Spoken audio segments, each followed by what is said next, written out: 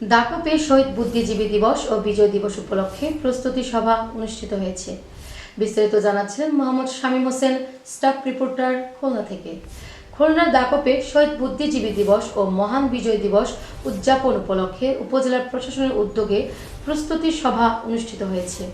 মঙ্গলবার 9 ডিসেম্বর দুপুর 12টায় উপজেলার সভাকক্ষে ইউএনএ মোহাম্মদ বোরহান উদ্দিন মিঠুর সভাপতিত্বে এই সভা অনুষ্ঠিত হয়। সভায় আগামী 14 ডিসেম্বর শহীদ বুদ্ধিজীবী দিবস ও 16 ডিসেম্বর মহান বিজয় দিবস যথাযোগ্য মর্যাদায় পালন করতে বিভিন্ন কর্মসূচি গ্রহণ করা হয়। জাতীয় দিবসের সব আয়োজন সফল করতে সবাইকে সমন্বিতভাবে কাজ করার আহ্বান জানান ইউএনও।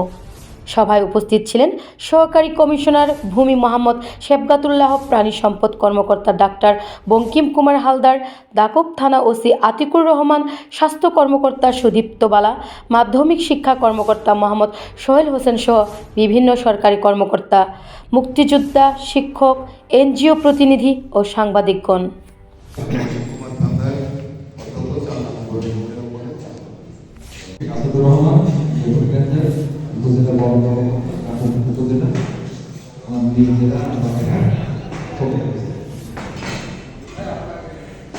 শুভেচ্ছা। প্রধান শিক্ষক,